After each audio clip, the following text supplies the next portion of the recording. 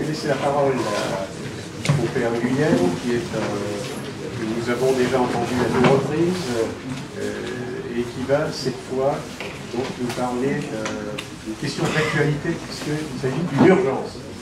L'urgence des urgences, vous l'avez ressenti, je suis au cours de ce colloque, c'est de refonder toute notre vision du monde sur le concept de création, qui est le concept initial. Donc je lui laisse tout de suite la parole, de façon à ce que nous ayons le temps de l'entendre, et puis j'espère le temps de pouvoir lui poser des questions. Et alors évidemment, Diabolus in Machina, comme d'habitude, les projets d'informatique n'ont pas abouti, mais nous allons démontrer que au fond, le christianisme est religion de la parole, et la parole c'est quand même d'abord ce qui sort de l'organe phonatoire créé par Dieu, et pas ce qui sort de l'imaginaire.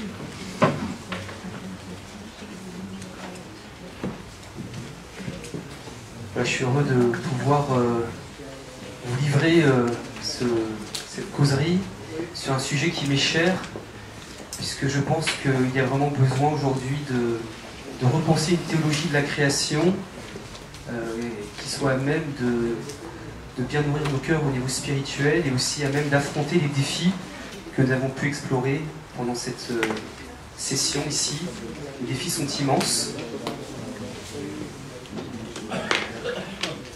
Nous savons que le relativisme est à l'origine de la crise sociétale profonde que nous traversons.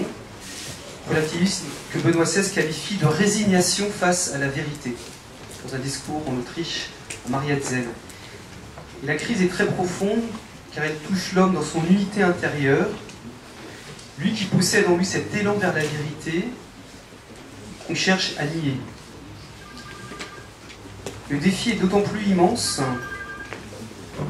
que l'homme moderne a été diminué grandement dans sa capacité à s'émerveiller de la création comme portant des vérités extrinsèques à l'homme et qui pourraient justement l'éduquer à retrouver le sens du vrai. Aujourd'hui, l'homme est coupé de Dieu et du cosmos, il se retrouve livré à lui-même. Nous savons, il est à lui-même sa propre norme, et nous pouvons bien comprendre toutes les impasses auxquelles il fait face. Le néo-darwinisme et ses variantes a rendu complètement illisible notre capacité à nous émerveiller du cosmos comme portant des vérités profondes. Je voudrais vous expliquer pourquoi c'est vers une théologie de la création que je voudrais, sur laquelle je porte mon espérance. Je trouve que c'est beau de finir aussi par un regard d'espérance à l'issue de cette session. Parce que dans l'histoire de l'Église, nous pouvons montrer que à chaque grande épreuve pastorale ou dogmatique qu'elle a dû affronter, c'est vers une théologie de la création qu'elle s'est tournée. C'est vers l'acte créateur qu'elle a essayé. C'est vers l'acte créateur qu'elle est revenue, d'un point de vue de reformulation, de sa compréhension et de sa catéchèse.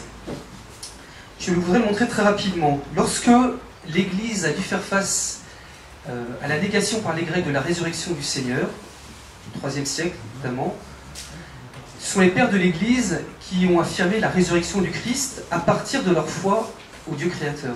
Ils soulignaient que c'est parce que Dieu avait créé le monde que Jésus pouvait être ressuscité. C'était le même acte.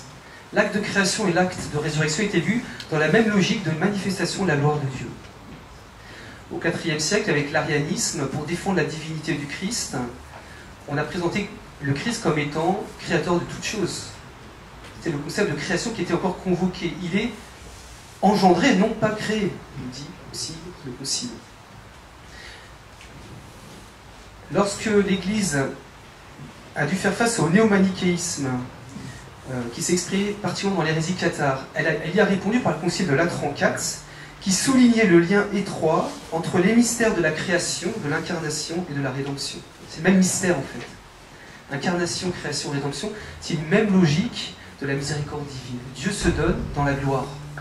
Quand Dieu se donne, il se donne entièrement. C'est parce que Dieu était présenté comme créateur de toutes les réalités visibles et invisibles qu'on ne pouvait dévaloriser la matière.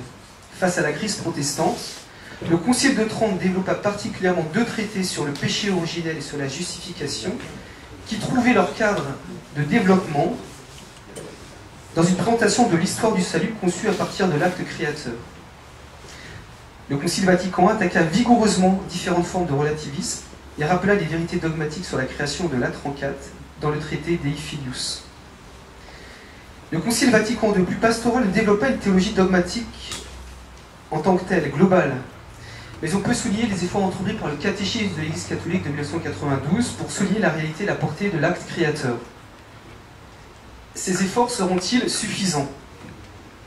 Donc je voulais commencer en introduisant par le fait que dans l'histoire de l'Église, lorsqu'elle a dû faire face à des crises, elle est toujours revenue vers une théologie de la création, et l'acte créateur a toujours été, pour les théologiens, quelque chose de fondamental pour construire la théologie, et pour défendre les vérités les plus importantes. C'est pourquoi Ratzinger soulignait il y a presque 30 ans, dans un discours à Laxenbourg en Autriche, en 1989, est-ce que c'est possible de mettre la première slide et de ne pas montrer la seconde? Celle d'avant. Avant, voilà. C'est le plan. C'est pourquoi donc Ratzinger soulignait que le développement d'une théologie de la création devrait être considéré comme l'une des tâches les plus urgentes de la théologie d'aujourd'hui. C'est donc vers l'acte créateur que nous sommes invités à nous tourner dans le sillage de l'histoire de l'Église, qui l'a remise en valeur à des moments particulièrement troubles.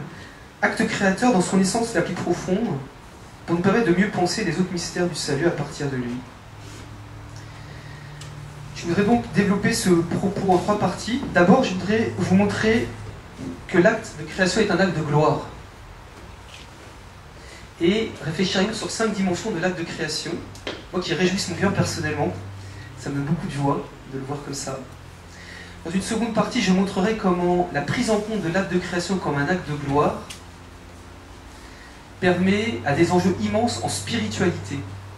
Parce que, on l'a souligné ce matin, il y a une question qui a été posée, la vraie réponse de l'Église face aux défis du monde, ça a été, c'est et ce sera toujours la sainteté de ses enfants. Conversion est notre premier devoir, et je pense que une juste compréhension de l'acte créateur peut nous encourager et nous disposer à la conversion. Et dans un troisième temps, je présenterai comment une théologie de la création, pour montrer la première slide. Je ne sais pas qui. Encore avant. Avant. Voilà. Comment une théologie de la création constitue un enjeu missionnaire lorsqu'on la voit comme fondement dans une formation universitaire que nous avons initiée dans un institut de formation que nous avons lancé à Toulon au service de la création d'écoles paroissiales missionnaires. Je vais vous en parler un petit peu. Alors les 5 grandes dimensions de l'acte créateur.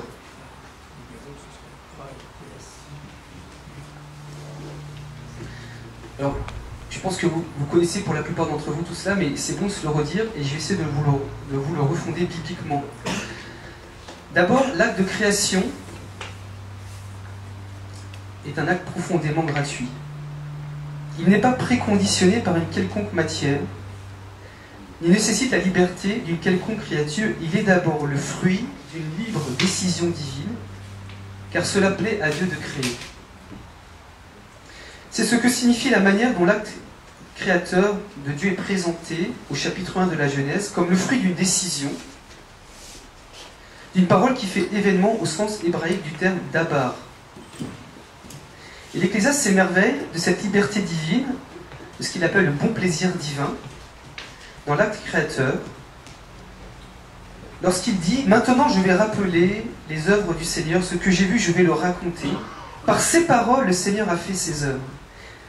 Et son décret s'accomplit selon son bon plaisir. » L'Ecclésiaste, on sent que dans sa prière, le Seigneur lui a donné cette révélation que le monde a été fait par des paroles, et donc par la puissance divine. Ce sont des paroles qui ont créé le monde. Et il veut dire ce qui était caché et ce qui est révélé par Dieu dans sa prière.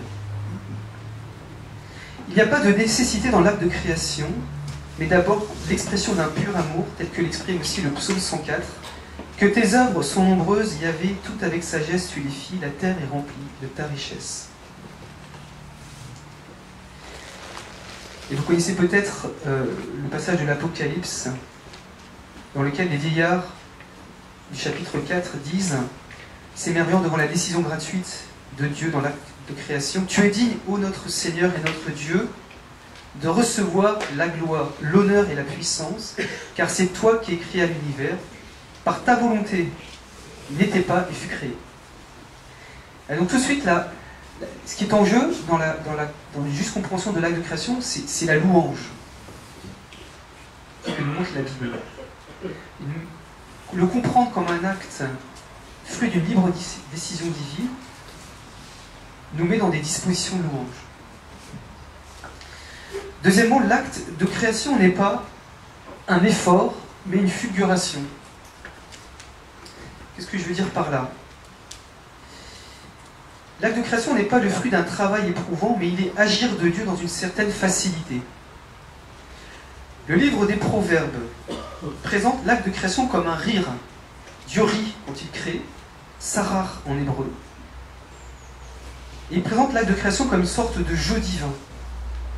Proverbe 8:30, la sagesse créatrice dit « J'étais à ses côtés, s'agissant de Dieu le Père, comme le maître d'œuvre, je faisais ses délices jour après jour, jouant tout le temps en sa présence. » Le Verbe de Dieu jouait dans l'acte créateur. Il y a une facilité de Dieu à créer. Regardez les miracles du Christ. Facile pour Jésus de ressusciter les morts. Parce que la puissance de Dieu est un attribut qui lui est propre. Dieu est tout puissant. L'Ecclésiaste, dans le verset déjà cité, maintenant je vais rappeler les œuvres du Seigneur, ce que j'ai vu, je vais les raconter. Par ses paroles, le Seigneur a fait ses œuvres. C'est merveille que les œuvres de Dieu sont le fruit d'une simple parole prononcée. Le terme même d'œuvre, pour qualifier le fruit de l'acte créateur, se dit en hébreu malach. Vous reconnaissez dans le mot malach le mot ange. L'œuvre de Dieu est une représentation, comme envoyée par Dieu, le représente vraiment. Le représente vraiment. Et ce terme d'œuvre, malach, ne dit pas d'abord l'idée d'un effort, mais bien l'idée d'une représentation. Alors comment comprendre Genèse 2:2 qui parle du Shabbat, après le déploiement de l'œuvre créatrice?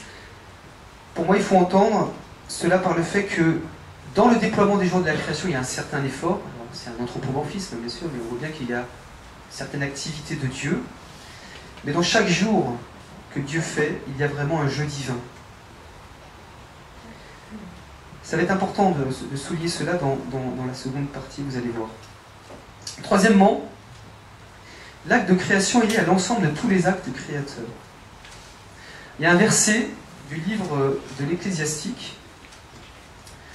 Quand je suis tombé dessus, ça m'a beaucoup touché dans la prière. J'ai eu des combats d'ailleurs sur ce verset parce que, disons que j'ai eu du mal à le retrouver. C'était avant qu'on ait tous les ictus et tout ça là. Mais c'est un verset qui est source de joie vraiment. Celui qui vit éternellement a créé tout ensemble. Ecclésiastique 18:1. L'auteur veut dire que cette unité du monde qu'il observe est un signe de l'éternité. Il veut souligner le lien entre la manière merveilleuse dont le monde a été créé dans l'unité et l'éternité divine. L'unité du monde est une manifestation, l'unité des créatures est une manifestation de l'éternité.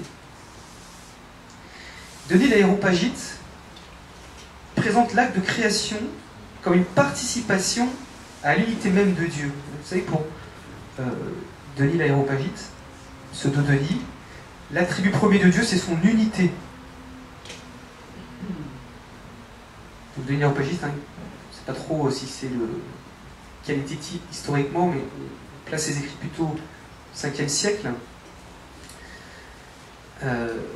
Donc pour lui, quand Dieu crée,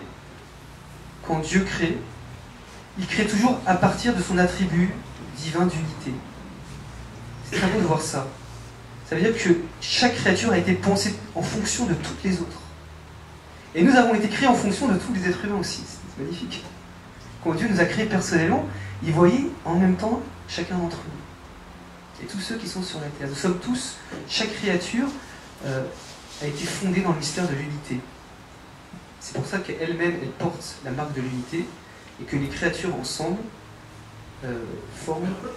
témoignent d'une unité fondamentale.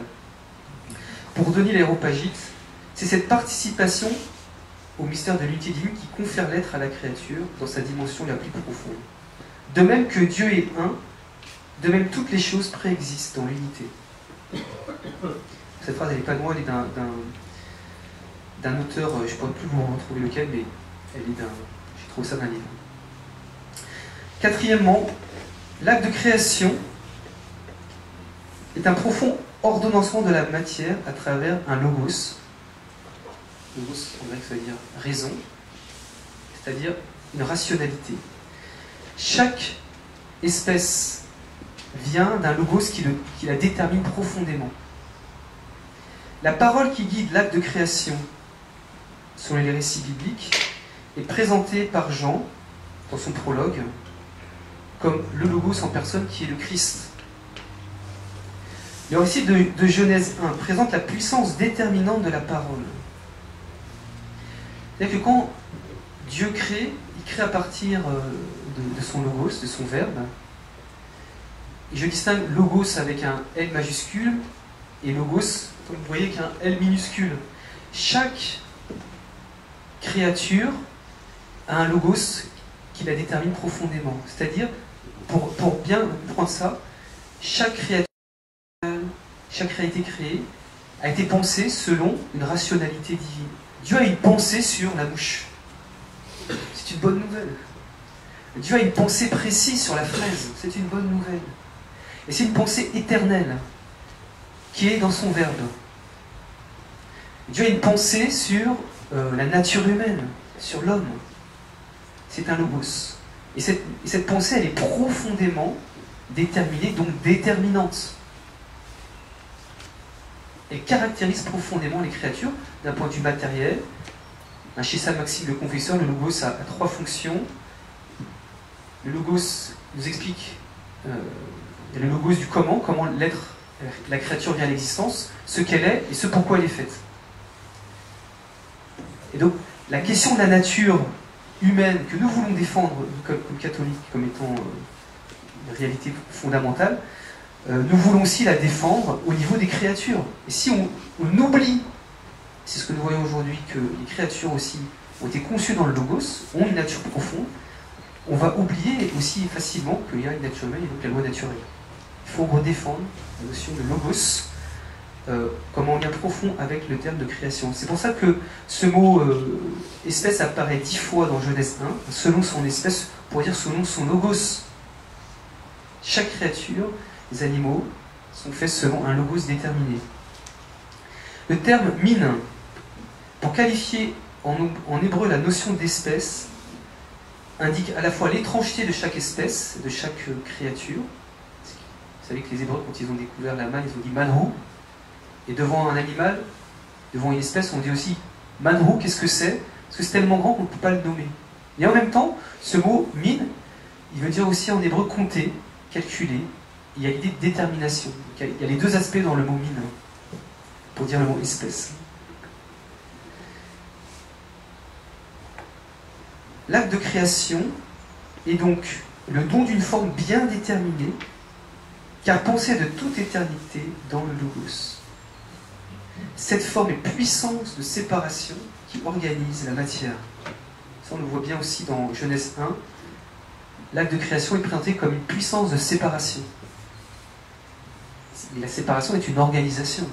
Quand Dieu crée, il place au bon endroit, quand un fœtus est fait dans le ventre de sa mère, chaque élément trouve sa place magnifique. Et parce qu'il y a un logos qui est comme une trame invisible et qui tisse et qui trame et qui détermine profondément la structure de la chose. Enfin, l'acte de création porte une dynamique de retour vers Dieu, et je vais l'expliquer un peu plus. Paul nous dit que tout est créé par Dieu et pour Dieu. Il n'est pas simplement le don d'une forme, il inscrit au cœur de cette forme une dynamique d'union vers son origine. Alors pour les espèces animales et végétales, cette dynamique de retour vers Dieu, elle est portée par la biologie de l'espèce qui la pousse à grandir, à se reproduire. Pour l'être humain à l'origine, c'était le don de la gloire, le don de l'esprit, qui nous permettait d'être unis directement à Dieu. Et nous portons toujours en nous l'effet de cette gloire, qui est le don de la volonté et de l'intelligence, qui n'a pas été retiré. Cette volonté et cette intelligence qui sont vraiment des dons de Dieu pour nous introduire dans la louange, dans l'émerveillement et dans la conversion. Petit 2 de ma première partie, donc l'acte créateur est un acte glorieux. Au sens biblique de la gloire. C'est-à-dire, vous savez que kavod en hébreu veut dire poids. La gloire de Dieu, c'est ce qui a du poids, ce qui nous mesure. Nous ne mesurons pas la gloire de Dieu, c'est elle qui nous mesure. Au sens d'épiphanie du divin se manifestant dans un tel acte. Dans un acte. C'est cette réalité glorieuse de l'acte de création que nous devons retrouver pour fonder une théologie de la création. Alors je vais reprendre mes 5 points pour savoir pourquoi pour moi il y a de la gloire dans chacun des 5 points. Gloire d'une pensée qui se détermine en dehors d'elle-même, face au néant de la non-présence divine. Il n'y avait rien, et voilà le monde est. Parce que Dieu l'a décidé. Et la décision divine qui va créer du néant, de la matière et des formes organisées est vraiment une manifestation de la gloire de Dieu. Poids d'un Dieu qui surgit hors de lui-même pour faire rayonner sa présence à l'extérieur de lui, dans un acte absolument libre. Gloire d'une facilité avec laquelle Dieu ordonne la matière et la détermine dans la précision. Vous savez, moi je pense que nous avons ici-bas un écho de l'acte glorieux de Dieu à l'origine du monde, et des actes glorieux de Dieu dans la manière dont un enfant grandit dans le monde de sa mère. Je sais qu'il y a un scientifique là, qui s'est converti comme ça lorsqu'il avait étudié justement la rapidité avec laquelle les artères, les veines, les organes se positionnaient. En 9 mois, un fœtus se fait. Un poussin, en 40 jours, tout est là. Les yeux, les oreilles, enfin les équivalents, les organes. 40 jours, c'est rien. 9 mois, c'est rien. Ça peut paraître beaucoup. Mais voyez à quel point, dans ces semaines, dans ces mois, la matière, elle se laisse déterminer par une instance qui nous rappelle la puissance créatrice de Dieu qui organise dans sa gloire. C'est pour ça que la création de l'homme, elle est cachée aux sages et aux savants. C'est pour ça qu'on ne voit pas un enfant grandir au ventre de sa mère. Parce que ce qui est le plus précieux est toujours le plus caché. Si on voyait, si on avait des lunettes pour voir comment un bébé grandissait dans le ventre de sa mère, je pense que tout le monde serait converti sur la terre. La Hildegard de Bingen, Sainte-Hildegard de Bingen, elle voyait, quand elle était jeune, la manière dont les veaux poussaient dans leur mère, les vaches. Elle pensait que tout le monde voyait comme elle. Alors, c'est pour ça qu'elle aimait beaucoup le bon Dieu. L'acte de création est un acte de gloire, est une fulgurance. Oui, il faut le réaffirmer, Dieu a créé Adam et Ève dans la gloire, dans une fulgurance, directement à l'état d'âge adulte. Et nous avons un écho aussi de cela, j'en reparlerai tout à l'heure, dans la résurrection du Seigneur. Qu'a fait Jésus-Christ? Bien sûr qu'il a dû sauver le monde. Mais la manière dont il est ressuscité nous rappelle l'acte de la création d'Adam. En un instant, quelques instants, son âme s'est réunie à son corps. Gloire d'un acte créateur qui est pensé en fonction du tout que constitue la création. Quand on fait monter ça dans notre prière, nous nous réjouissons de la puissance divine. Lorsque Dieu nous a créés, lorsque Dieu crée une fraise, il l'a pensée en fonction du haricot. Lorsque nous créons, nous sommes concentrés sur notre objet, et parce qu'on a peur de rater la pièce, on ne peut pas penser à l'ensemble de tous les objets que nous voyons. C'est une gloire. Gloire d'un acte créateur qui puise sa détermination profonde dans une lumière éternelle existant de toute éternité, qui est une participation à la lumière divine. Alors ça serait des recherches théologiques à faire, mais vous savez, quand les orthodoxes parlent de lumière incréée, et quand Sainte-Hildegard de Bingen aussi parle de viridité, au sens de lumière qu'elle voyait sortant des créatures, il y a quelque chose qui nous met en lien avec l'éternité de Dieu. En fait, lorsque nous voyons la rationalité d'une créature, lorsque nous sommes touchés par la beauté d'une fraise, nous sommes en contact avec une lumière c'est-à-dire une pensée divine qui n'a pas été créée. La fraise a été créée, bien sûr, mais pas la pensée divine de la fraise. Elle est incréée. C'est subtil, hein. Il y a des passages très beaux de Gilson là-dessus, dans le livre sur Saint Bonaventure. Mais vous voyez, quand nous voyons une fraise, une cacahuète, une pistache, nous sommes un peu avec un regard d'émerveillement. Je ne sais pas si vous me suivez, non, peut-être pas, c'est un peu le chaos de spiritualité, je ne sais pas. Mais vous voyez, on touche le fait qu'il y a une pensée divine qui vient se matérialiser dans l'existence par l'objet qui est devant nous. Mais cette pensée, elle est éternelle. Et c'est source de joie. Merci Seigneur pour nos fraises, que tu as pensé de toute éternité, pour nous, pour notre joie. Merci Seigneur pour le don de l'homme et de la femme, que tu as pensé de toute éternité pour la joie de l'homme. Merci Seigneur pour la lumière, que tu as pensé de toute éternité pour notre joie. Et ça nous met petit à petit dans un regard d'émerveillement. Et enfin, gloire, des poids d'un acte créateur qui unit la créature d'une sorte de force interne qui la tourne vers son origine.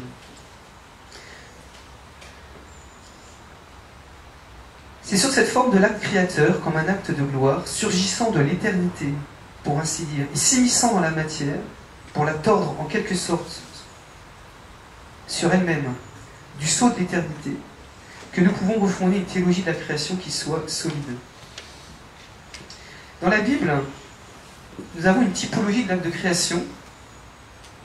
Est-ce que vous savez quel est le passage de la Bible, enfin, en tout cas selon moi, qui nous parle vraiment de l'acte de création, d'un point de vue biblique?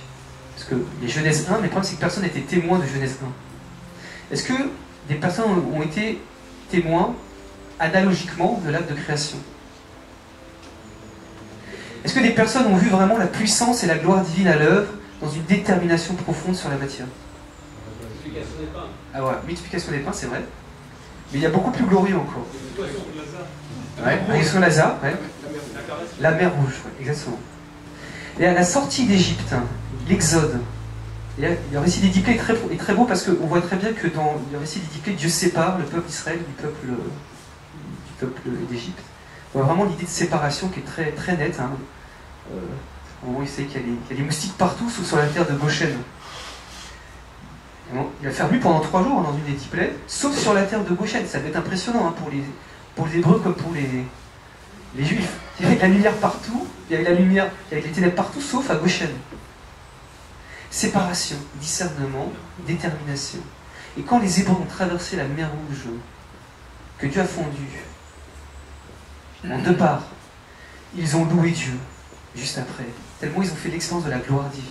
Ils l'ont vraiment vu.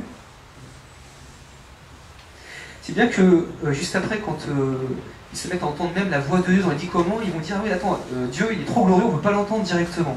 On ne veut pas le voir directement parce que c'est... Il faudra que tu parles en son nom. D'où les prêtres, intermédiaires.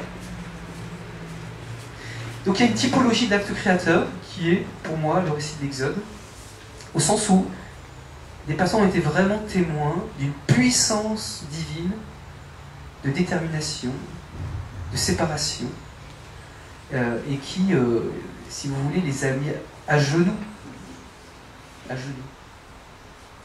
En hébreu, le verbe bara a toujours Dieu pour sujet, hein, bara qui veut dire créer. Premier verbe de la Bible, très important, c'est le premier. Et signifie aussi irruption phénoménale de Dieu. Il comporte aussi l'idée de lumière, ça donnait le mot barak, flash de lumière. L'acte de création est glorieux, car c'est un acte qui fonde et qui détermine l'identité d'une réalité créée. Il tord en quelque sorte la matière. L'idée de ça tord, c'est-à-dire au sens ça l'organise, mais il n'y a que Dieu qui peut faire ça dans la beauté. Pour la faire passer sous le registre spirituel de la signification. Ce qui n'a pas de symbole, ce qui n'a pas de signification, reçoit une signification par l'acte de création. C'est pour ça que toute créature a été fondée dans un logos et reflète ce logos. Ce petit logos, participation au grand logos. Ce caractère glorieux de l'acte de création se manifeste dans les 5 grands effets de l'acte de création effet qui renvoie à chacune des dimensions de l'acte de création que j'ai évoqué. Bon, très rapidement, je vous ai parlé des 5 dimensions de l'acte de création. Pour moi, ils ont 5 effets visibles. Et ces effets nous parlent de la gloire de Dieu. Par rapport au premier, vous vous rappelez, premier, on peut revenir, pardon, avant. L'acte de création est profondément gratuit. Qu'est-ce qui montre cela dans la création, dans chaque créature? Est-ce que quelqu'un, peut-être, enfin, pour moi en tout cas, oui. Pour moi c'est la beauté. Une rose qui est scellée par une marque de beauté, me dit vraiment qu'elle a été voulue par Dieu dans la non-nécessité. Dieu l'a vraiment voulu. Parce que la beauté d'une rose ne peut pas venir d'une nécessité. La beauté est toujours la marque de la gratuité. Donc quand on voit une belle chose, rendons grâce à Dieu, faisons monter la louange dans nos âmes. Nous sommes face à l'acte de création.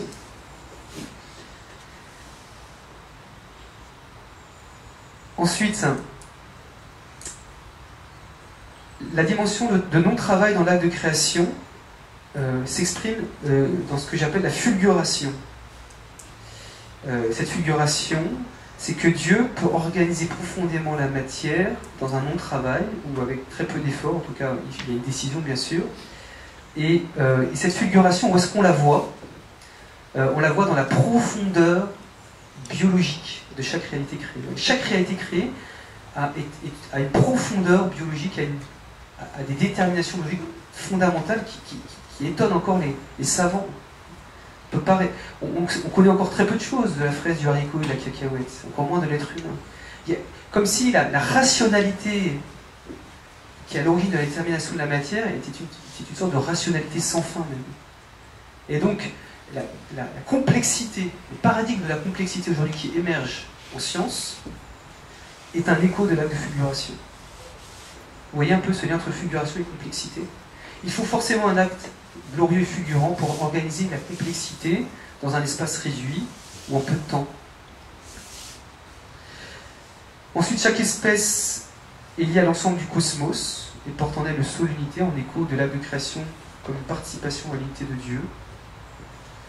La rationalité de chaque espèce témoigne du logos qui reçoit. Vous vous rappelez la belle phrase d'Einstein, hein, ce qui est proprement prodigieux, c'est que le monde soit rationnel. Qu'on puisse l'exprimer sous forme d'équations mathématiques et qu'on puisse le penser. Donc là, il était face à l'acte de création. Et les opérations propres liées à chaque espèce pour son perfectionnement, elles sont aussi quelque chose de prodigieux. Ce sont des puissances de croissance. Donc on ne va pas nous faire croire que c'est un processus de hasard qui génère des fonctions de croissance. Acte de fulguration et stabilité des espèces, petit 3 de ma première partie, je vais être rapide. Vous savez que j'ai fait un travail sur les espèces qui s'intitule Stabilité des espèces, enquête. C'est pour vous aider à comprendre de manière imagée, selon moi, ce que peut être ce que j'appelle aussi l'acte fulgurant de création. Si on pense que les espèces sont stables, alors quand je parle de stabilité, j'admets qu'il y a un rayonnement intérieur de ce qu'elle est. Il y a des variétés, des races, là aussi il y a un jeu divin, il y a de la liberté, il y a de l'espace. Mais l'espèce est profondément déterminée. Et si nous voyons cette détermination dans notre cœur, il y a forcément, puisqu'il y a une stabilité, il y a forcément au début un acte puissant qui vient l'organiser. Et donc l'image que nous avons dans la tête, me semble-t-il, c'est une sorte de lumière, vous voyez, organisatrice, qui fait apparaître en un instant, quelques instants, la chose. Bon, quand on dit ça, on se fait un peu taper du doigt, parce que c'est un peu choquant. Mais il y a le récit de la mer rouge d'un point de vue biblique. Il y a la résurrection de Lazare et la résurrection de notre Seigneur qui nous garantissent que le bon Dieu est tout puissant. Et donc, je vous invite à voir que pour bien comprendre l'acte de création, il faut aussi le lier à la stabilité des espèces. L'acte de création est un acte qui fonde profondément une nature. Et la manière dont une nature apparaît comme fondée dans une créature est l'écho de l'acte de création. C'est deux faces d'une même médaille. Je ne sais pas si ça vous parle un peu. Non ? Voilà, alors, grand 2, enjeu spirituel et une théologie de la création. On peut passer à l'autre slide. Alors, pour moi, il me semble que nous avons, à partir de la redécouverte de l'acte de création comme une fulgurance, comme un don de gloire, selon les 5 dimensions que j'ai évoquées, il me semble que 4 grands enjeux spirituels interviennent. D'abord, source d'émerveillement. Moi, j'aime beaucoup faire le catéchisme aux enfants, en allant dans la nature d'abord. Je dis, les enfants, regardez, ce serait simple. Le bon Dieu, il nous aime. À chaque fois, ça marche. Pour un enfant de 4 ans. Je t'explique comment je fais. Mais ça marche si vous le faites avec vos petits-enfants, vos enfants. Hein. Vous allez voir un enfant qui ne croit pas en Dieu. Ses parents ne lui ont jamais parlé du bon Dieu. Vous dites, petite Céleste, est-ce que tu aimes la glace au chocolat? Alors elle dit oui. Et alors comment tu fais pour aimer la glace au chocolat? Alors elle a un peu du mal à trouver, puis c'est ta langue. Alors elle tire la langue. Et bien c'est le bon Dieu qui t'a donné la langue. Est-ce qu'il est bon le bon Dieu? Elle fait, il est bon le bon Dieu. Qui t'a donné tes oreilles, tes yeux pour voir, tes oreilles pour entendre? Lorsque on perçoit que l'orange et que toutes les réalités créées sont profondément déterminées, nous les voyons comme voulues par Dieu pour nous, pour notre joie, pour notre sainteté, notre émerveillement, notre louange. Nous voyons le monde complètement différemment. Moi, quand j'ai fait ce travail sur les espèces, il y a ma première année de sacerdoce, ça a été une conversion dans ma conversion. Ça m'a vraiment touché, quoi. Je me suis bien aimé davantage le bon Dieu. Amen. C'est important de le dire aux enfants. C'est difficile de le dire parce que forcément, avec le néo-darwinisme, c'est beaucoup développé. Et même dans nos au catéchisme, c'est difficile de parler de ça, de parler d'Adam et Ève, parce que on est face à des parents qui nient, qui sont marqués par le néo-darwinisme. Donc on peut être pris pour un fou, il faut faire attention. Mais en tout cas, déjà pour notre vie spirituelle à nous, sachons rendre grâce à Dieu. Chaque fois que nous voyons un bon papillon, mangeons une orange, une pomme, merci Seigneur. L'enjeu de la sainteté, de notre émerveillement. Vous savez ce que disait Pinkers, l'un des grands théologiens de la fin du XXe siècle, qui était un dominicain moraliste. Il disait que l'émerveillement est à la source de toutes les vertus. C'est à la fois, ça touche à la fois les vertus intellectuelles, les vertus morales, c'est à la base de tout. Et le darwinisme a tué notre capacité à nous émerveiller. Nous avons perdu le code. On ne voit plus les formes comme des formes belles, déterminées pour notre joie. Et le néo-darwin a tué la vie spirituelle. Pour moi, c'est mon opinion. Parce que moi-même, j'ai fait l'expérience d'être renouvelé avec un regard nouveau. L'émerveillement. Ensuite, petit 2, une meilleure perception de la connexion des mystères divins, ce qu'on appelle en théologie la connexio mysterium. Une théologie de la création perçue à partir de l'acte créateur, tel que je l'ai exposé, nourrira davantage, me semble-t-il, notre intelligence, parce qu'elle la réjouira par sa cohérence. Je vais vous donner plusieurs exemples. Déjà, lorsque nous croyons, parce que la Bible nous enseigne, que l'acte de création est un acte de gloire, il devient plus facile d'accepter l'existence d'Adam et Ève. C'est facile pour Dieu d'avoir créé les premiers hommes. Parce que Dieu, il est Dieu. C'est une bonne nouvelle de penser que les corps d'Adam et d'Ève ont été créés directement par Dieu, et non pas par le hasard, ou par des processus plus ou moins bizarroïdes. Ainsi, d'autres actes du salut peuvent être liés à cet acte créateur et mieux compris. Regardez, l'incarnation du Verbe de Dieu dans le sein de Marie. Il s'est fait dans la puissance et la gloire. Marie a dit oui à l'Annonciation. Le Verbe de Dieu a pris chair dans le sein de Marie, en un instant. Le corps du Verbe éternel a été créé par Dieu en un instant. Vous voyez, le nouvel Adam répond à la manière dont il apparaît au niveau de sa nature humaine et du même ordre que la création d'Adam. Les miracles du Christ ne sont que l'écho de la gloire de l'acte créateur de l'origine, C'est pour ça d'ailleurs qu'on a commencé à croire que Jésus était pas juste un prophète. C'est d'ailleurs pour ça qu'on a crucifié Jésus. Pourquoi Jésus on l'a crucifié? Parce qu'une semaine avant, il a ressuscité Lazare, et c'était trop. Bon, qu'il fasse ses résurrections en cachette, on pourrait dire, bon, ça va. Qu'il parle bien, ça va. Qu'il guérisse un peu des personnes, ça va. Et qu'il ressuscite les morts, seul Dieu peut ressusciter les morts. On a l'une des causes directes de la crucifixion du Christ, c'est qu'il montrait l'acte créateur. Il montrait l'acte créateur des origines. Et c'est dérangeant. C'est dérangeant de voir trop de gloire divine à l'œuvre. L'enseignement moral du Christ est une fulguration de la manifestation de la volonté du Père s'exprimant dans une personne. Car tout a été dit.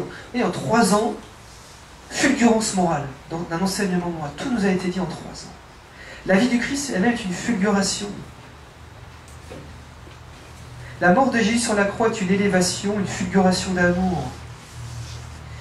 Et c'est quand l'abbé Ça qui m'avait aidé à voir ça lors d'un topo. Il parlait de l'argument sub contrario. Vous connaissez cet argument sub contrario? Non, c'est sub contrario, c'est de dire, quand on voit l'événement de la croix comme un événement on voit Jésus qui est brisé par le péché, hein, c'est la mort par excellence, les ténèbres par excellence, et bien la croix nous montre, par l'argument sub contrario, que à l'origine tout a été fait dans la gloire. Oui. Jésus vient vraiment aux enfers. Il vient vraiment dans nos ténèbres. Parce qu'à l'origine, il y avait la gloire de Dieu qui a constitué ce monde. La résurrection du Christ rappelle la manière merveilleuse avec laquelle Adam a été créé. Une certaine confusion théologique aujourd'hui s'est développée, qui met parfois en doute la réalité des miracles du Christ, celle de la naissance virginale du Christ, la sortie merveilleuse des Hébreux d'Égypte, et parfois même la vérité de la résurrection du Christ. Quand on perd de vue la profondeur théologique de l'acte de création, toute la dogmatique s'écroule, c'est-à-dire l'exposé théologique du salut. Une certaine unité des mystères du salut en tant que mystère de gloire peut donc se faire à partir d'une certaine analogie de l'acte fulgurant de création. Les mystères du salut sont mieux connectés et mieux compris par l'accueil dans notre intelligence du caractère glorieux de l'acte de création. C'est ce qu'a fait la 34. La 34 présente création, rédemption et incarnation. Il va même ajouter l'Eucharistie dans un même exposé théologique. L'Eucharistie elle-même, en un instant, le pain devient le corps du Christ, par la puissance de l'Esprit, par l'épiclèse. Acte de fulguration, acte de gloire.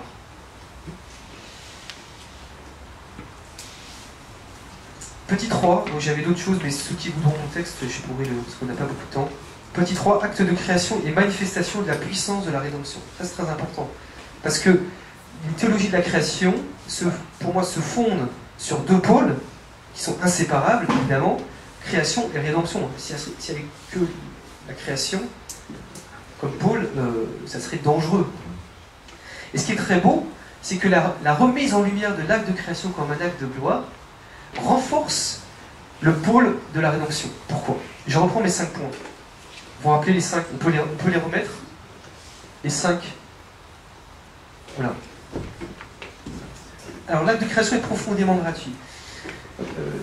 Moi j'aime beaucoup méditer dessus, sur le fait que lorsque nous pensons que Dieu nous a tout donné, notre corps, notre vie, alors qu'on ne lui a rien demandé, combien plus nous pouvons penser qu'il va nous donner si son Fils le désire. Et si nous-mêmes nous rentrons dans cette alliance avec le Christ. On n'a rien demandé, on est déjà béni. Nous existons. C'est la seule chose qu'on n'a pas demandé d'exister. Et on est béni par notre corps, par notre âme. Dieu savait qu'il n'avait pas besoin de nous demander, parce qu'il savait ce qu'il faisait était extrêmement bon. Alors, c'est bien la seule chose qu'il n'a rien demandé, il n'a pas demandé d'exister. C'est magnifique aussi ça. Mais ça veut dire que les créatures sont vraiment gratuites. Notre existence est gratuite. C'est le signe que si nous demandons des choses à Dieu, c'est le signe du mystère de l'alliance, de la dynamique de l'alliance. Lorsque nous demandons des choses à Dieu en son nom, nous sommes vraiment bénis. Parce que nous avons été bénis alors même qu'on lui a demandé. Si nous demandons des choses en son Fils, dans la volonté de son Fils, nous sommes vraiment bénis. Donc juste compréhension de l'acte de création et de l'acte de rédemption vont ensemble. Ensuite, regardez, si on conçoit l'acte, c'est Monseigneur Léonard qui m'avait mis l'archevêque, l'ancien archevêque de Bruxelles. Quand vous assistez à ces messes, il pleure tout le temps parce qu'il est tellement ému. C'est touchant de voir un évêque qui pleure. Et j'ai assisté à une de ces messes et ça m'avait marqué. Justement, c'est lui qui disait ça. Il disait l'acte de création est un jeu, mais la rédemption n'est pas un jeu. La rédemption est un travail. C'est un enfantement. Il disait dans nos homélies, mais ça a coûté au Père de nous donner son Fils. Il y a un don du Fils. Ouais. Et donc si le jeu produit déjà une telle bénédiction, combien plus le travail du Père donne une bénédiction. Vous voyez ce lien? Vous le suivez? Si je ne comprends pas que l'acte de création est un jeu, est une fulgurance, je vais avoir du mal à accueillir l'acte de rédemption comme vraiment un don qui produit du fruit. Si l'acte de création se fait dans une certaine participation au mystère de l'unité divine, ce qui a pour effet de répandre de l'unité dans la créature et entre les créatures, combien l'acte d'incarnation, qui voit la création d'une nature humaine s'unissant d'une manière hypostatique au Verbe, sera-t-il source d'unité? Donc quand Dieu crée une réalité, c'est source déjà de bénédiction, puisqu'il l'organise, et il l'organise par rapport au reste. Et bien combien plus lorsque Dieu crée la nature humaine de son Verbe, lorsque la nature humaine du Verbe est créée, il y a une source de bénédiction. Si le don d'un logos avec un petit l est source de bénédiction, combien plus l'incarnation du logos éternel est source de bénédiction. Si l'acte de création comporte en lui-même une dynamique de perfectionnement, en munissant la créature de facultés lui permettant de s'accomplir, combien plus la création de la nature humaine du Verbe qui lui est unie substantiellement sera-t-elle aussi dynamique de retour vers le Père? Bon, c'est un peu compliqué, mais c'était pour vous faire sur le cinquième point le lien. Enfin, retenez ceci qui est important, c'est que plus nous allons nous émerveiller de l'acte de création par un acte de gloire, plus notre cœur, notre intelligence va être en mesure d'être touché par l'acte de rédemption. Donc il n'y a pas d'opposition, il y a au contraire une ouverture à l'accueil du mystère de la rédemption. Il me reste un quart d'heure, c'est ça? D'accord. D'accord. Donc je vais passer le petit 4, qui était la création, théâtre sacré, la divinisation. On peut passer le... Mais je vous dis juste très rapidement, on peut monter. Pardon, avant. Simplement l'idée que quand nous voyons les créatures elles-mêmes dans une démarche d'accomplissement, de perfectionnement, eh bien nous comprenons d'autant plus que nous sommes appelés à être des saints. Donc plus nous voyons les créatures comme venant de Dieu et tournées vers le mystère de leur origine, plus nous-mêmes nous sommes comme entraînés par cette force cosmique. Le cosmos est signifiant, Dieu l'a voulu comme signifiant. Le cosmos, il y a une certaine gloire du cosmos qui nous rappelle que nous sommes faits pour la gloire. Et ce point-là s'enracine dans la théologie des idées exemplaires de Maxime le Confesseur, Bonaventure, Thomas d'Aquin, d'Augustin. C'est un point très important aussi dans la théologie de la création. C'est la théorie des idées exemplaires. Est-ce que vous connaissez cette théorie des idées exemplaires? C'est un point fondamental. Hein. Alors, je vous dis un petit mot parce qu'il faut vraiment que vous travaillez cette question-là, et je pense même pour le CEP, si je puis me permettre, au sens, parce que c'est ce qui permet de rassembler l'unité du savoir, en fait. Pour dire bref, c'est Saint Augustin qui a initié la théorie des idées exemplaires. En gros, chaque réalité créée a son exemplaire dans le Verbe, et donc la réalité créée, elle est pas l'expression de la pensée de Dieu sur la chose. La vraie expression de la pensée de Dieu sur la chose n'est pas dans ce que je vois, mais dans le Verbe. Et donc lorsque Dieu crée, il crée à partir de l'idée exemplaire, dont nous avons une visibilité dans la créature, et ça nous permet de comprendre ce qui est très important, c'est que ces idées exemplaires, elles sont toutes unies éternellement dans le Verbe, et donc elles sont toutes reliées entre elles. Et ça nous permet aussi de comprendre pourquoi il y a une dynamique de retour vers Dieu, parce que l'idée, la créature, elle aspire à se conformer toujours plus à sa représentation parfaite dans le Verbe. Pour ceux qui m'ont suivi. Mais c'est un point très très important pour faire le lien entre foi et raison, pour faire le lien entre ce que nous voyons et le mystère du Verbe, du Christ, parce que chaque réalité créée a été vraiment pensée dans le Verbe et fait l'objet d'un logos éternel, une idée. Alors, vous appelez ça des idées. Max, c'est le confesseur des logoi. Bonaventure, c'est aussi les idées. Vous savez ce que disait Saint Bonaventure? Il disait, un métaphysicien, c'est celui qui rentre dans la théorie des idées exemplaires. Il dit, la métaphysique, elle est là. Parce qu'elle nous fait rentrer dans le regard même de Dieu sur la chose. Donc ça, c'est un point important de la théologie de la création aussi. Alors, j'en viens à mon troisième point pour avoir un peu de temps.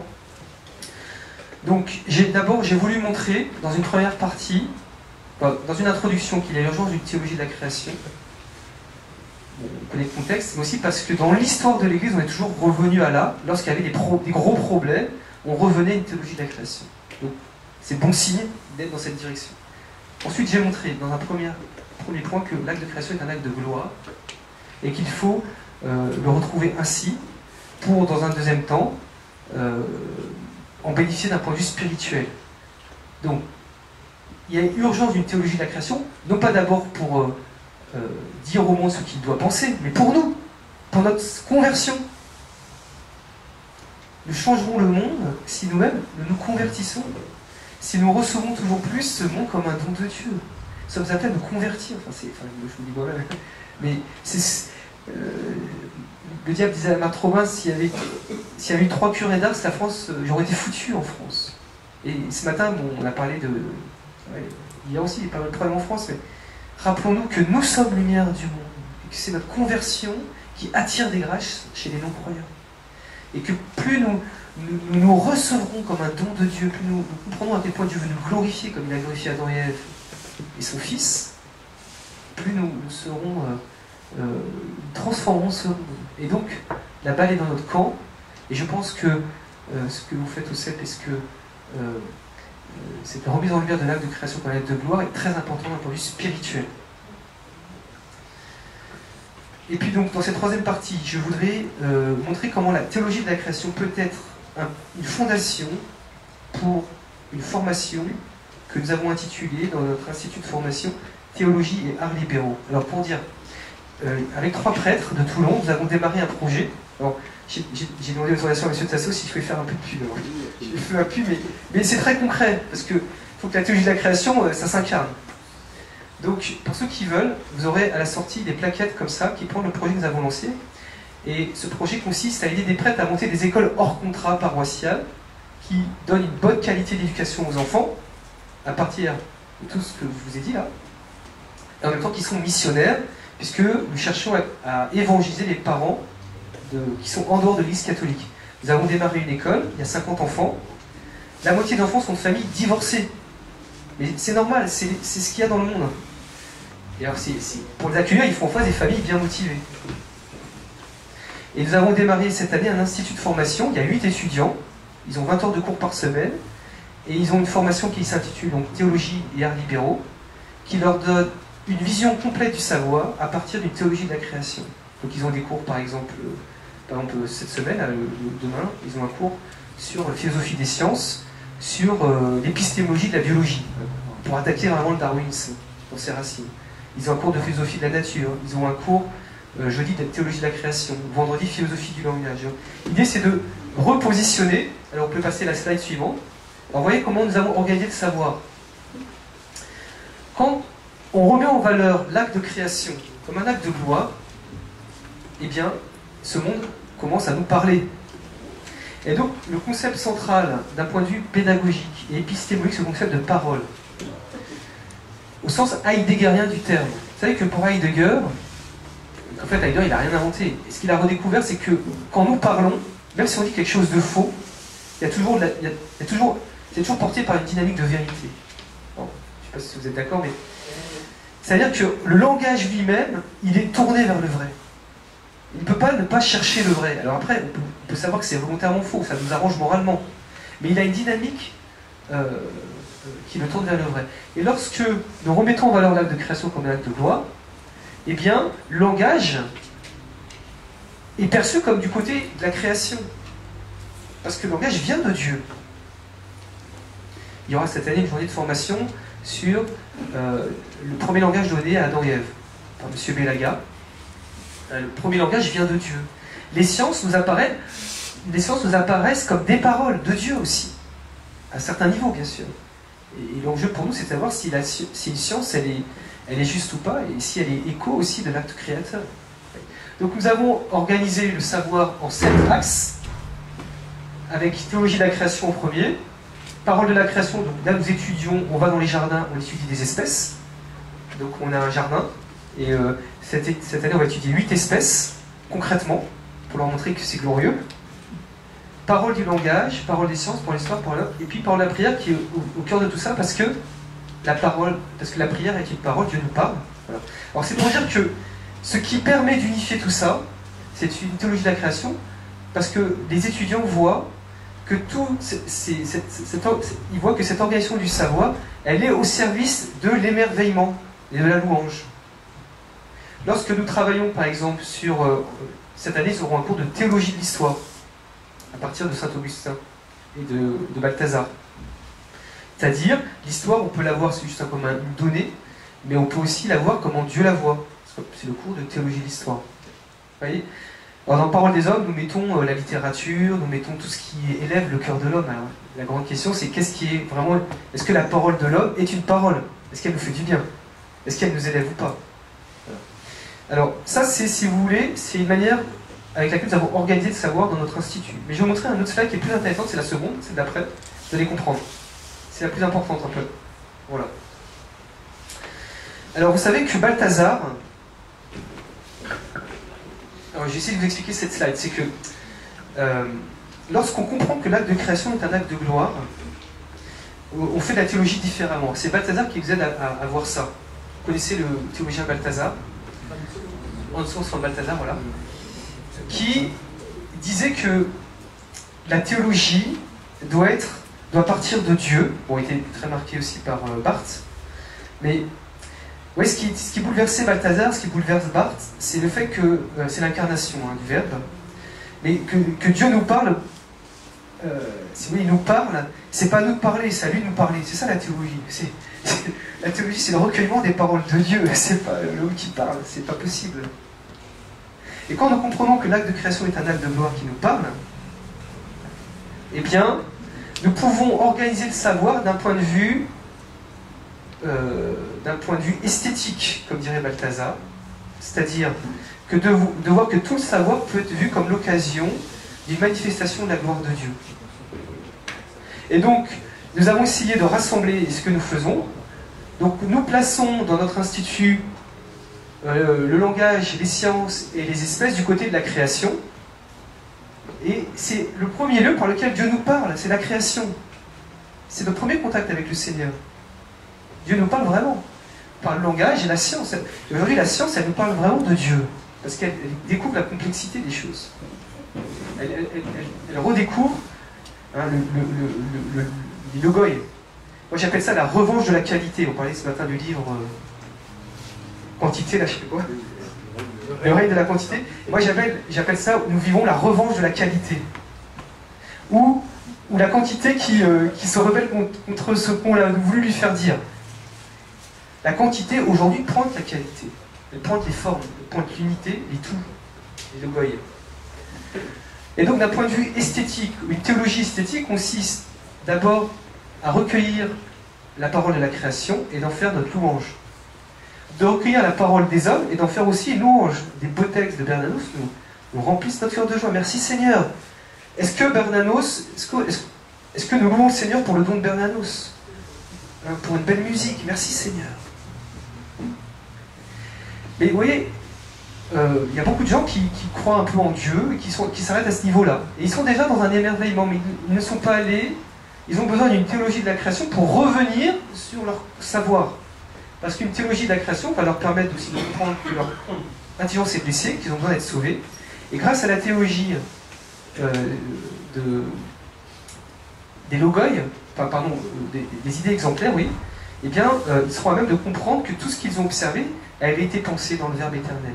Et plus nous sommes dans la science, plus nous nous intéressons à tout, plus nous voyons que toutes les choses préexistent dans l'unité. C'est pour ça que c'est très important de permettre à des étudiants, ce que vous faites aussi au CEP, de balayer l'ensemble des champs du savoir. Les arts libéraux, c'est une expression d'Aristote, qui s'oppose aux arts serviles, ce sont des arts qui consistent à chercher la vérité pour elle-même, et non pas d'abord à chercher des vérités pratiques en vue de faire un objet. Et les arts libéraux, ils ont pour fonction aussi de rassembler tout le savoir dans une vision cohérente. Donc la théorie de la création, elle est au centre, nous l'étudions, et elle nous fait rentrer dans la théologie de l'histoire, parce que notre Bible est une théologie de l'histoire, et ça, il faut le redire. L'histoire, aujourd'hui, la Bible est l'histoire sainte, et nous sommes incorporés dans l'histoire sainte. Irénée Marot disait qu'il y a une seule histoire, c'est l'histoire de l'Église, l'histoire du salut.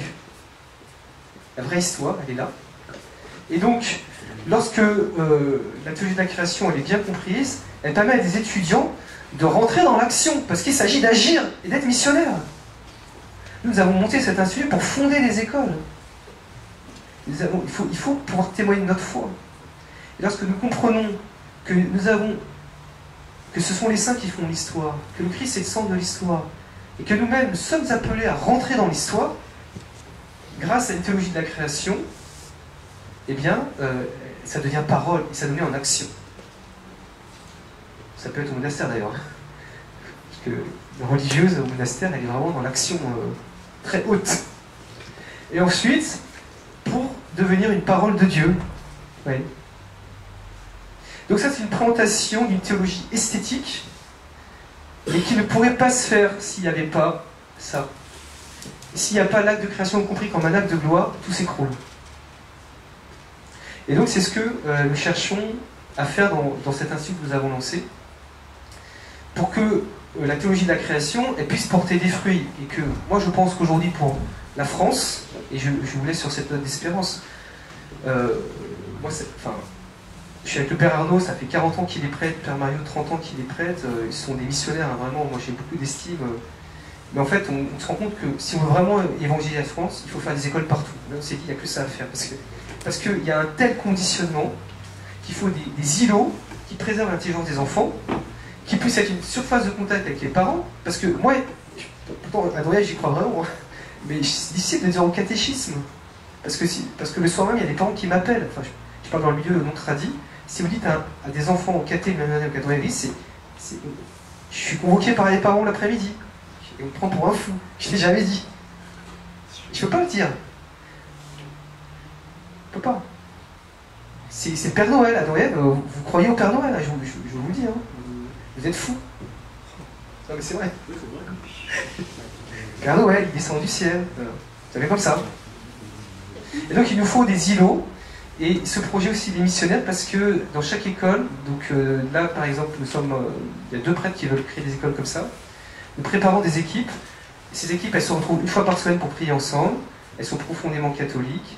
Donc il y a une double formation, une formation intellectuelle, à partir de la théologie de la création, et une formation missionnaire, puisque c'est aussi un institut missionnaire, donc ils ont des formations.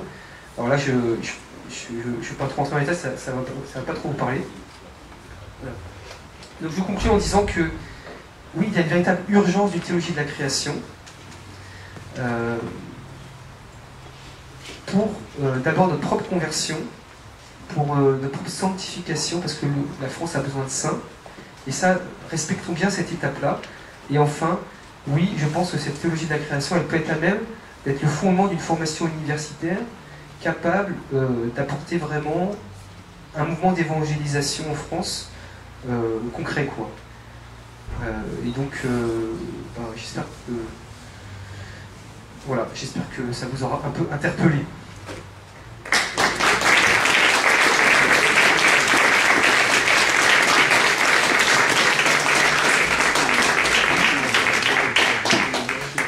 Bon, merci Père Olivier pour cet exposé à la fois très profond, très convaincu et qui nous laisse sur une note d'espérance. Et je voulais rappeler cette cette réponse que fait Jésus-Christ aux Sadducéens dans l'Évangile. Il leur dit, vous êtes dans l'erreur parce que vous méconnaissez les Écritures et la puissance de Dieu. C'est cette dualité, les Écritures. Nous sommes ici exactement dans la ligne de ce qu'affirmait Jésus-Christ. Et quand Jésus-Christ dit vous êtes dans l'erreur, si on va si on analyse le verbe grec, vous êtes dans l'erreur, c'est vous vous égarez. Et vous allez sur des chemins qui ne mènent nulle part.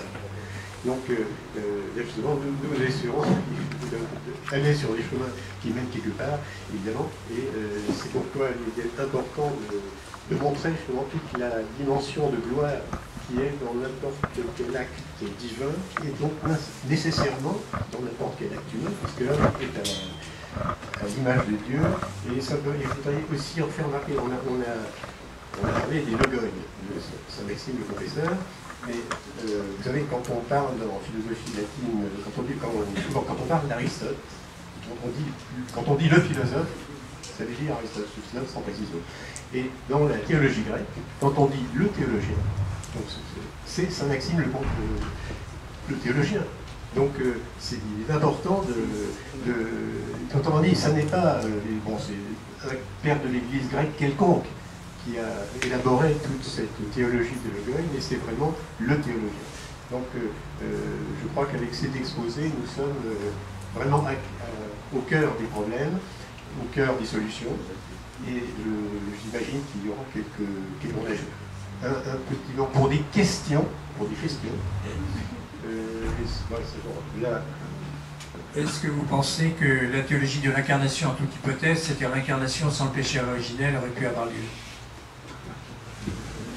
Une question déjà débattue, controversée.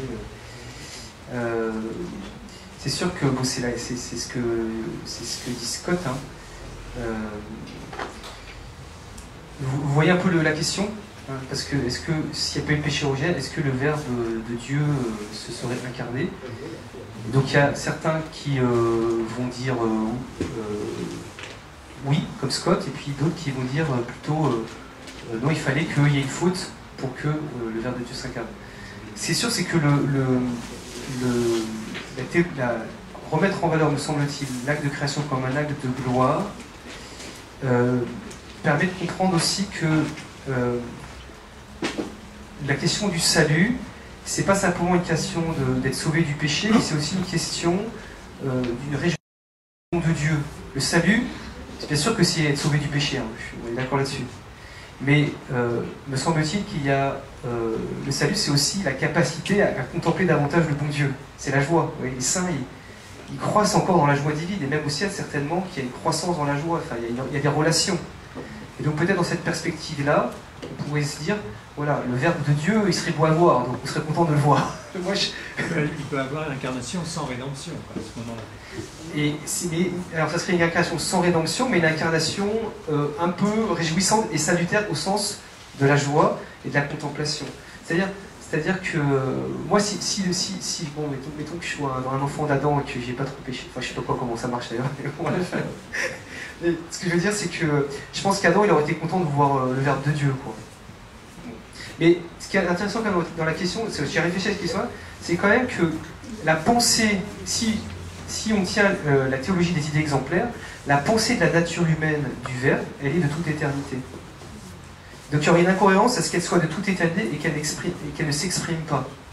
Alors ça, il faut l'affirmer ça. C'est que la pensée que Dieu s'incarnerait, elle est de toute éternité. Il y a le rôle de la Sainte Vierge qui vient reine visible.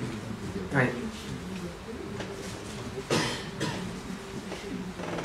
Écoutez, je pense que nous allons